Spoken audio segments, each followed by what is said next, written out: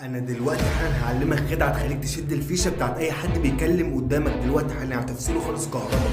لا وكمان هخليك تمسك الريموت وتقعد تقلب فيه زي ما انت عايز. طالما انت فهمت كلامي وفهمت انا عايز اقول لك ايه وفهمت اسم الموضوع ايه ولسه قاعد لغايه دلوقتي، معنى كده ان انت مش بتحب الفيديوهات الترفيهيه واللي هي الفيديوهات التافهه. فانت من الناس قليله جدا اللي بتهتم بالمواضيع الشيقه اللي هي زي ديت. وصلت لغايه هنا اعمل لايك وانضم للمسيطرين دلوقتي حالا، عشان انت دلوقتي واحد من الناس اللي هي بتحب الحاجات ديت فهتظهر لك كل يوم. اما بقى لو انت هتستخدمها في حاجه شر فاخرج بره الفيديو، انا مش عاوزك اصلا. ولو انت بقى فاهم اصلا انا بقول لك ايه ومدرك اللي انا بقوله لك كله، تعمل تعليق، فانت كده التوب الصراحه، انت كده واصل لاعلى مرحله الادراك. كل الفكره لما يكون واحد بيكلمك مثلا عمال يكلمك عن الشغل بتاعه او عمال يكلمك عن اي حاجه زي بيكلمك في الموضوع دوت، انت بتخش في اي جمله تفصله، الجمله اللي هتفصله دي تكون جمله بعيدا عن الواقع اصلا. يعني مثلا بقول لك انا كنت في الشغل وحصل واحد اتنين تلاته، تخش انت بجمله مثلا معينه اللي هو تقول له عمرك شفت فيل بيطير؟ الغرض من الجمله ديت ان هو اساسا هيتشتت، هيقول هو لسه سالني السؤال دوت، وهتنسيه الموضوع اصلا اللي هو كان بيكلمك فيه، وغير كده هتخليه مش عارف يفكر. يفضل كده مده معينه تقريبا دقيقتين او ثلاثه، فتبدا ان انت تدخل فيه المعلومه اللي انت عايزها. يعني مثلا بعد ما تقول له عمرك شفت فيل بيطير،